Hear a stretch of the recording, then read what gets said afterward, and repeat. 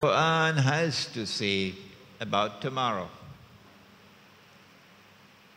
It was our good fortune that we were students of such a scholar. Yes, there are, unfortunately, even here in Trinidad, those who look down upon him. And we feel sorry for them. They do not recognize the greatness of that teacher. When the two oceans of knowledge, the one externally acquired, the one internally acquired, come together, and you use the methodology that I mentioned in chapter 3 of this book,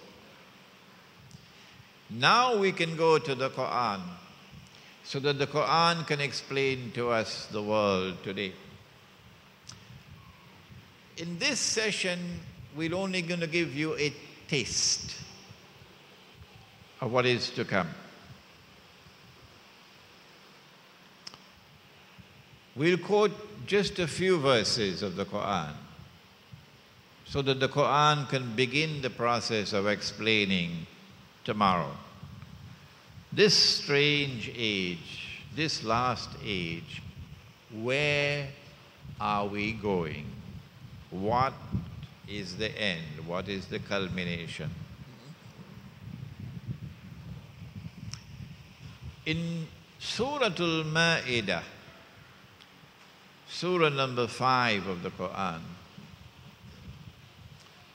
the verse is around 49 or 50. And you'll find that verse in this book. Oh, it looks like Jerusalem in the Quran, doesn't it? I only got it last night. And it's much bigger than the normal Jerusalem in the Quran.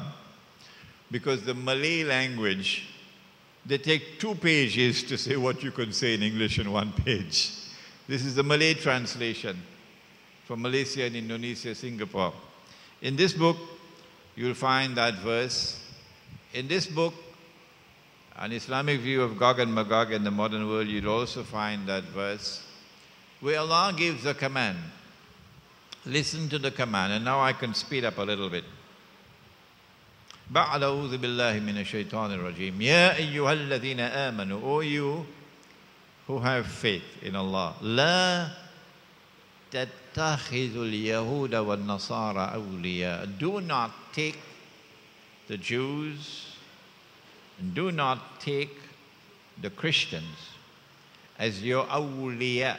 Now remember, we have discarded that deficient and defective methodology, the one where you take a verse in isolation, stand alone, to derive meaning. We've thrown that out of the window.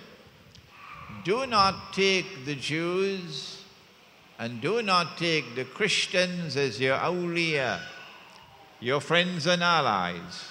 بَعْدُهُمْ أَوْلِيَاءُ بَعْضٍ.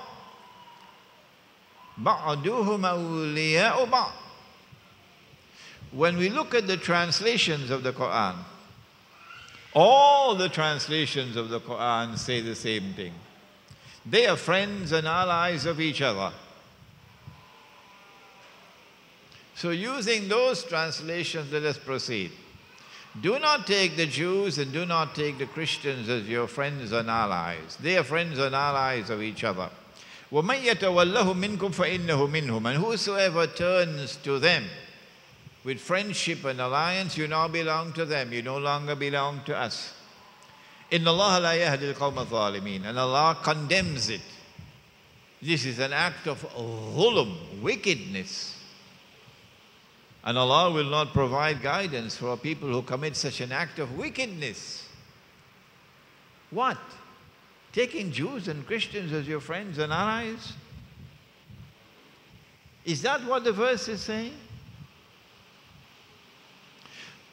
But a Muslim man is allowed to marry a Christian woman, isn't it? Except, of course, in Malaysia. So, if we use this translation, then he'll have to say to his wife, let me teach you another expression now, Trinidadian expression. You can call your wife Dudu. So he'll have to say, Dudu, you can be my wife, but you can't be my friend. Huh? Did you hear that? Dudu, the Quran says that you can be my wife, but you cannot be my friend. Kind of strange, yeah? Is this what the Quran is saying? Come on. Will you accept that translation? That standalone, defective, deficient translation? No. That's not what the Quran is saying. Well, then what is the Quran saying? Do not take Jews and Christians as your friends and allies. They are friends and allies of each other. That is false. Jews and Christians were never friends and allies of each other.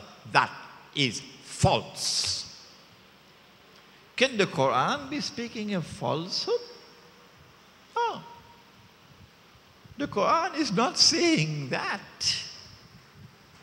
But unless you study the Quran to understand tomorrow, while standing at Majma'ul Bahrain, the place where the two oceans meet, you will not be able to recognize what the Quran is saying about tomorrow. What the Quran is saying is, do not take such Jews and such Christians as your friends and allies, who themselves are friends and allies of each other. The Quran is anticipating a time which is to come, tomorrow, when there will be a mysterious reconciliation with part of the Christian world, not all, and part of the Jewish world, not all, who are going to reconcile with each other.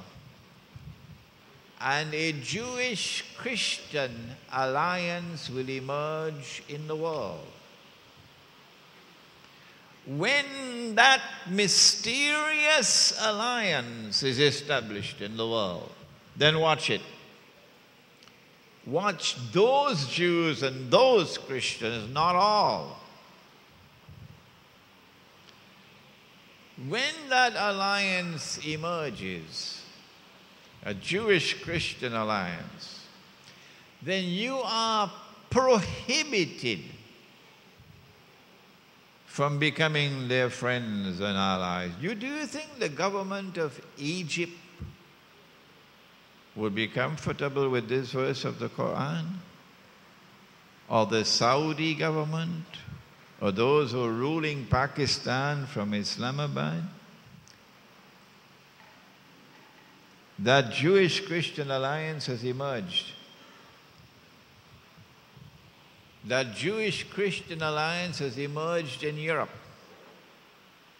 It is a European phenomenon, a uniquely European phenomenon.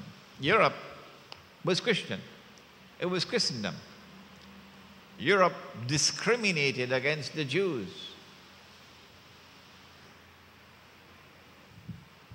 But a new Europe has emerged, in which Christians and Jews have now reconciled with each other. And if you didn't know it, let me tell you, the United States of America is a Judeo-Christian country.